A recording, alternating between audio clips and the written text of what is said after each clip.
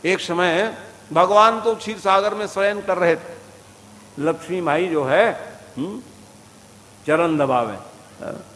माताओं का परम धर्म है पति की सेवा करना और बड़ा लाभ भी है।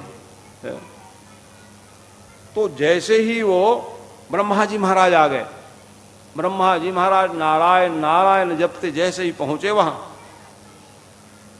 तो भगवान विष्णु को देखो, भगवान की माया ऐसी बलवती है कि इसको मोह में न डाल दे जी है। भगवान की माया इतनी बलवती है, शंकर भी मोह में पड़ जावे है, और ब्रह्मा जी भी मोह पड़ जाए, नारद भी मोह पड़ जाते हैं, संत मनीषी, इतनी माया बलवती है, बहुत प्रबल है। तो माया से जीतेंगे कैसे जी, ये बताओ का। तो भगवान महामाया की भक्ति करने लग जाओ तो आप माया माने माया क्या है, भगवान की शक्ति हित माया है। इसलिए देखो ब्रह्मा भी मोह पड़ गए और आए आए भगवान शयन कर रहे थे और कहने लगे, ए पुत्र, ऐसा कहा। लो लक्ष्मी माई सुन के व्याकुल हो गई, लो हमारा ही बेटा हमको ही कह रहे हैं का।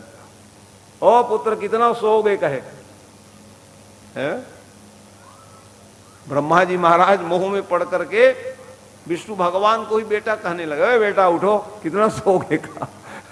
विष्णु भगवान ने कहा, आओ आओ ब्रह्मा जी महाराज, आओ आओ, वाह बैठ। वो गलत नहीं माने, क्योंकि पिता है ना। अरे भाई मान लो जाए पिता कह दे बेटा तू महान बन गए, तो पुत्र को प्रसन्न होना चाहिए। और मान लो जाए बेटा ही कहने लगे मैं बाप से बड़े हो गया, तो फिर आपकी क्या महत्व रहेगी बताइए। लेकिन भगवान विष्णु नाराज नहीं हो रहे हैं। सुनिए, आओ आओ, कब से चले थे आप, कहां से आ रहे हो, आओ आओ बैठो कह रहे हैं। तो ब्रह्मा ने कहा, मैं संसार के पितामह हूं। कहा तो बनाया किसने तेरे को है, तू आया कहां से भाई, यही विदित नहीं है लोगों को। भाई संसार में रहने वाले जीव कहते हैं भगवान ही नहीं है, हो कहते तुम कहां से आ गए। अरे भाई मान लो जाए आप भगवान को नहीं मानते हो तो आप कहां से आ गए, ये तो बताओ, कभी सोचे हो है? ऐसे ही ब्रह्मा जी कहा मैं पितामह हूं, संसार के पिता मैं हूं। कहा तो तूने बनाया कौन है। आप कथा में सुनते हो कि भगवान ब्रह्मा जी का प्राकट्य भगवान के नाभि कमल से हुई है। अब वो कहने लग गए, ओ बेटा, अच्छा अच्छा ठीक है कोई बात नहीं, भगवान रुष्ट नहीं हुए। इतने में ही कहा कि आओ आओ, कहां से आगमन हो रहा है, बड़े प्रेम से बिठाए। वो कहने लग गए, मैं सबसे बड़ा मैं हूं। कहा अरे भैया ऐसा क्यों कह रहे हो, और बात इतनी बढ़ गई, देख रहे हो शंकर भगवान की माया। शिव महापुराण में व्यामोहित कर दिए दोनों को, दोनों अस्त्र ही शस्त्र उठा लिए। ले भगवान ब्रह्मा जी महाराज और विष्णु भगवान ही वहां क्या उठा लिए, परस्पर अस्त्र शस्त्र उठा लिए। और जैसे ही अस्त्र उठाए भगवान शंकर स्तंभ के रूप में बीच में खड़े हो गए। बोलो शंकर भगवान की जय। कितनों लड़ाई झगड़ा करते रहोगे, शिव शिव कहोगे, सब लड़ाई झगड़ा ही खत्म हो जाएगा, मतलब ये देखो भगवान ब्रह्मा विष्णु लड़ने लग गए थे, भगवान ही शिव जी आ गए, बीच में खड़े हो गए बचाव करने के लिए। है दो व्यक्ति लड़ते रहे, कहीं छुड़ाने के लिए बीच में आ गए तो लड़ाई बंद हो जाता है। वैसे भगवान स्तंभित हो गए। कैसे बन गए, वाह, वहां तो अस्त्र शस्त्र में माहेश्वर पाशुपात सब उठा लिए थे एक दूसरे प्रहार करने के लिए। और भगवान जैसे ही आए वहां पर, वाह, ये क्या आ गए बीच में जी, कहे ये कौन खड़े हो गए हमारे बीच में। ब्रह्मा जी महाराज और विष्णु भगवान दोनों चिंतित हो गए, कौन आके खड़े हो गए बीच में हमारे लड़ाई झगड़े के बीच में। तो क्या किए, भगवान विष्णु जो है सूकर का रूप बना लिए भगवान, और ब्रह्मा जी महाराज हंस के रूप बना लिए। दोनों शरीर ही बदल लिए, अब खोजेंगे कहां से आए हैं करके। ऐसा करके जो स्तंभ को खोजने के लिए वो पाताल लोक तक पहुंच गए, लेकिन शंकर भगवान जहां से प्रकट हुए थे कोई दिखाई न देवे। अरे कौन आ गए बीच में का। ऐसे ही समय में कहीं पता नहीं चल पाया। इस प्रकार से जब अत्र गच्छन्तो योगराम च विदिस्तात पिता तव ददर्श केतकी पुष्पम किंचिम अच्युत मद्भुतम। एक लीला हो गई, भगवान मुस्कुरा पड़े। वो खम्भम रूप में कोई दूसरे थोड़ी थे, भगवान शंकर थे। शंकर भगवान को हंसी आ गई, ये दोनों मेरे खोज रहे हैं, कहा है वाह वाह।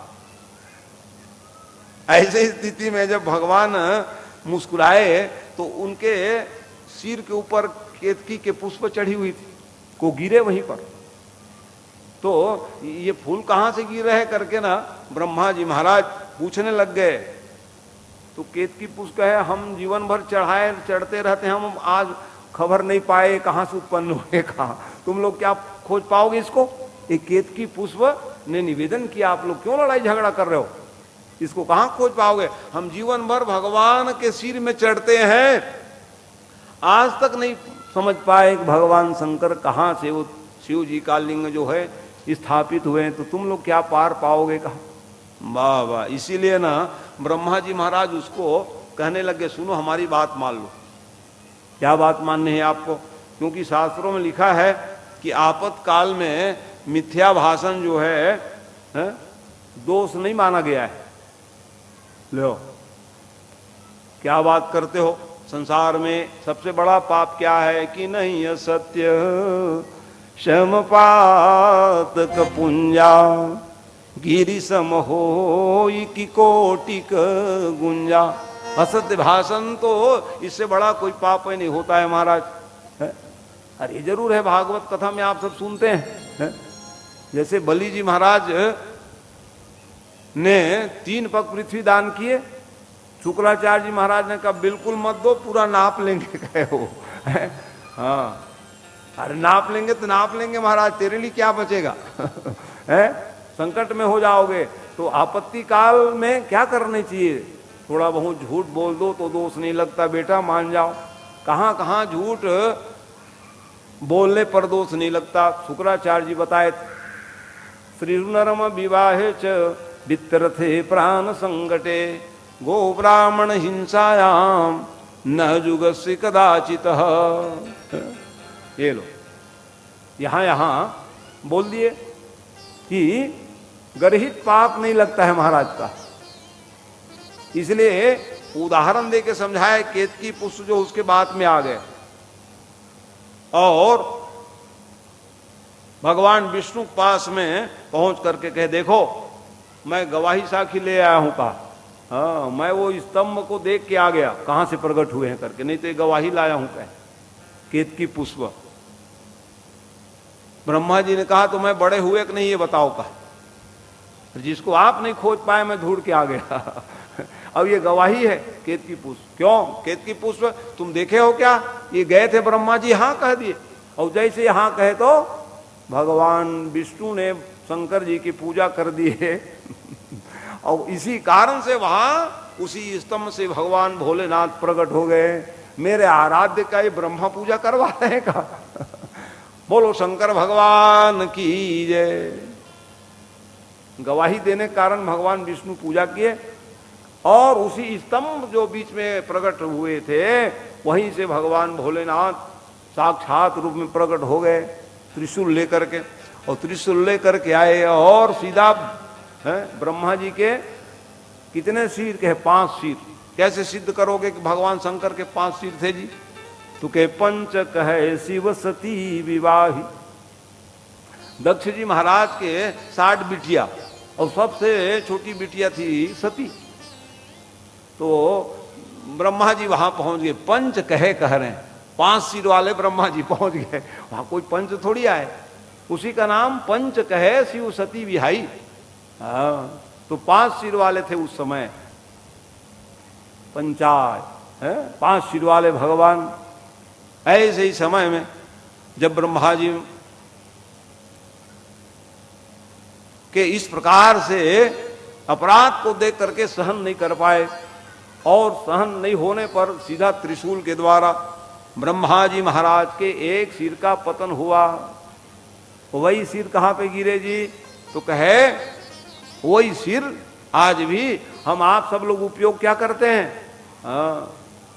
कपाल कहाँ है? ब्रह्म कपाल बद्री धाम में। बद्री धाम देखो, भगवान की लीला के कई हेतु, एक ही कारण से थोड़ी ऐसा लीला करते हैं। भगवान ने कहा कि लोगों को वो धाम तो मिल गया ना, बद्री धाम तो जाओगे, लेकिन ब्रह्म कपाल में बैठकर यदि पिंडदान कर दो तो आपके पूरा पूर्वज ही तर जाते हैं, कहते हैं। सनातन परंपरा यही है। कितने पूर्वज देखते रहते हैं, कोई न कोई तो आएंगे और कोई पिंडदान कर देंगे, ये है। तो ये लीला नहीं करते तो हमारे पूर्वज कहाँ तरते हैं बताओ? अरे भाई, जैसे आप वार्षिक श्राद्ध कराए, पितृ मिला दिए, तब क्या करोगे? इलाहाबाद जाओगे, बनारस जाओगे, अयोध्या जाओगे, तब गया जी जाओगे, और उसके बाद छुटकारा हो गया मत समझ लेना का, और आगे बढ़नी होगी आपको, तो वहां फिर क्या जाओगे आप? बद्री धाम में जाओगे, ब्रह्म कपाल में पिंडदान होती है। 3 प्रक्रिया है बद्री धाम में। एक तो सरस्वती नदी में तर्पण करनी चाहिए, और अग्नि कुंड है, वहां हवन करो और पिंडदान कर दो। कितनों हमारे सब पूर्वज तर जाते हैं, आशा लगाए बैठे रहते हैं। तो लीला का एक ही कारण थोड़ी है, कई कारण से ही भगवान कुछ लीला करते हैं जो हमारे लिए क्या होता है, वो शिक्षाप्रद है। ये आप कहोगे भगवान शंकर ने ब्रह्मा जी की सिर ही क्यों काट दिए जी? कई कारण है, एक ही कारण से है, एक कारण से नहीं। एक कारण तो ये भी है क्योंकि सरस्वती मोह प्रसंग के कारण भी निपातन हुआ है। अच्छा, भगवान ब्रह्मा जी को मोह क्यों हो गया जी? वो उनको श्राप लगी थी। किसने श्राप दे दिया? कहे गरुड़ ने श्राप दिया था, जाओ महाराज, है सरस्वती के प्रति मोह हो जाएगी आप, है। तो पुराणों की जो कथाएं हैं भिन्न, अनेक इतिहास, अनेक शास्त्र पुराण में जब उस कथाओं को आप हृदयंगम करेंगे तब जा करके कुछ आप बता पाओगे लोगों को। एक कारण से नहीं, कई कारण से। और जैसे ही सिर का निपातन हुआ, एक सिर, वही हमारे लिए क्या हो गया? साधन बन गया। हम लोग जाते हैं बैठकर, जैसे ही तर्पण और श्राद्ध आदि करते हैं, हमारे से पूर्वज तर जाते हैं। ऐसे स्थिति में भगवान ब्रह्मा जी महाराज आए तो, और देखो ब्रह्मा जी को दंड दे दिए, वो केतकी पुष्प को भी श्राप दिए, चल जा, आज के बाद से तुम मेरे मस्तक में नहीं चढ़ोगी। इसलिए शिव भगवान में अन्य फूल तो सब चढ़ाओ आप, लेकिन वो केतकी के पुष्प नहीं चढ़ती। यही कारण से तुम झूठा गवाही दे दिए हैं। पाताल लोक में आए हैं और ब्रह्मा जी खोज के आ गए, कह दिए, झूठ बोल दिए थे, इसी कारण से दंड मिला है। क्योंकि उससे बड़ा कोई पाप ही नहीं है, झूठी गवाही देना ही नहीं कहे। अब तो झूठा ही झूठ में काम चल रहा है, तो क्या करोगे आप? है घर से निकले नहीं है और मोबाइल आयत बताने, बस पहुंच ही रहा हूं 5 मिनट में, कह दिए लो, है झूठा ही लेना, झूठा ही देना, चना चबेना बना लिया आपका, है। हाँ, सावधानी परम आवश्यक। आप इतिहास देख लीजिए, गया जी में भगवान राम जी अपने पिता के लिए श्राद्ध कराने के लिए गए थे। श्राद्ध का समय रहता है, अपराह्न काल वेला में श्राद्ध होनी चाहिए, है। कितने बजे से कितने समय तक पिंडदान हो जाए, ये सब नियम है। कौन सी पूजा को कब करनी चाहिए, इसका सब विधान बताई गई। अब वो सामग्री लेने के लिए थे, राम जी गए थे। दशरथ जी महाराज के, ओहो कहाँ हो, समय हो रहा है, देव तपना का हाथ को जैसे उठाए, ओहो ससुर जी के हाथ दे करके व्याकुल हो गई, अब क्या दूं। वही रेती के पिंड बना करके ओहो प्रदान कर दी, तस्मै स्वधा। ए लो पिताजी, ओहो धन्य बिटिया कहे। राम जी आए, क्यों? अब वो तो श्राद्ध हम कर दिए, कहे माताओं को अधिकार नहीं, ऐसी वाली बात नहीं है। हाँ, पिंडदान देने का अधिकार नहीं, ऐसे नहीं कह सकते हो। यहाँ प्रमाण है, सीता मैया स्वयं अपने ससुर के लिए दे दी श्राद्ध, है। और जैसे ही वो प्रसन्न हो गई भगवान कि पिताजी दशरथ जी महाराज जाओ, राम जी आए, कैसे तुम श्राद्ध करा दी, क्या प्रमाण है? का प्रमाण है? तो सदा सुहागिन फूल है, वो इसीलिए नहीं चढ़ता, वो है नाम तो अच्छा है, लेकिन क्यों पुष्प खिल क्यों गवाही दे देना? नहीं नहीं हम नहीं देखे हैं, कह दिए ले राम जी डर के मारे। गौ माता तू दे दे गवाही, तू भी तो थी, वो भी डर के मारे नहीं दी, जाओ। इसलिए एक पुष्प चढ़ती नहीं है। दूसरी बात गौ माता को भी कहो जाओ अभक्ष भक्षण करोगी, कह दिए हैं। ये फल्गु नदी तू तो बोल दे, वो भी भगवान राम के सामने गवाही नहीं दी तो प्रणाम क्या हुआ? जाओ तुम, हाँ ऊपर ही सतह में नहीं दिखाई दोगे। तो जैसे ही आप खोदते हो रेत निकालते हो, नदी का जल दिखने लगता है। ये सब श्राप के कारण। ब्राह्मण देवता तुम लोग, पंडा लोग तो दे दो, तुम ही लोग तो ये कराए हो। भगवान राम के सामने वो लोग भी तैयार नहीं हुए, जाओ। इसलिए कहे मांगने वाले सब तकलीफ पाओगे, कहा पंडे पुजारी है। ये सीता मैया के श्राप के कारण। तो आज वो केतकी पुष्प ने ब्रह्मा जी के पक्ष में हो गए। परिणाम क्या हो गया? भगवान शंकर को नहीं चढ़ो। तो महाराज मैं आपसे विलग हो जाऊं? नहीं, अन्य देवता लोग में चढ़ोगे आपका है, अन्य देवता में सब स्वीकार करेंगे, लेकिन आप, अरे ठीक है ना, मंडप में ऐसा कोई यज्ञ नहीं है जिसमें शंकर भगवान नहीं रहते। ऐसा कोई यज्ञ नहीं है कि भगवान शंकर की उपासना बिना सफल हो जाए है? दक्ष जी ने जरूर करने की कोशिश किया लेकिन शिरच्छेदन हुआ कि नहीं हुआ है? दक्ष जी महाराज कहे नहीं नहीं शिव जी को नहीं बुलाएंगे जी, हम यज्ञ करा लेंगे। समय आने पर शिरच्छेदन हो गया है? वो शिव है। समस्त साधनों का जो मूल है वो भगवान शिव जी है। इसी कारण से निवेदन करने लगे पुष्प। तो ठीक है ना, मंडप में न तुम सज जाना, कहे चारों तरफ मंडप में सजे रहेंगे।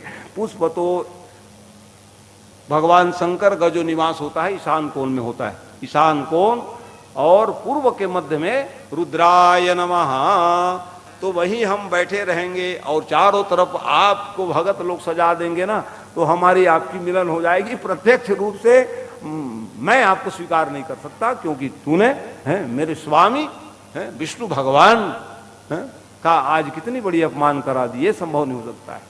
यही कारण से ब्रह्मा जी का शिरच्छेदन हुए। और ब्रह्मा जी को भी कहे जाओ, आज भी कहते हैं ना, वो ब्रह्मा जी की उपासना, ब्रह्मा जी का मंदिर है तो कहे पुष्कर में है महाराज, कहते हैं। ऐसे और कई जगह बन गए, लेकिन प्रमाण में पुष्कर में ब्रह्मा जी का मंदिर का। अब ये भी रोने लग गए ब्रह्मा जी महाराज, अब मेरा भी तिरस्कार कर देंगे भगवान, तो ये पुष्प का तो श्रापित कर ही दिए, मेरा क्या होगा? दंडवत प्रणाम करने मेरा क्या होगा महाराज?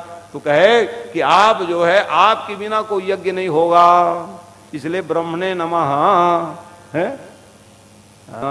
एक मौली धागा बांध करके एक घट में क्या करते हो, हवन करने के पहले ब्रह्मा जी को स्थापित किया जाता है।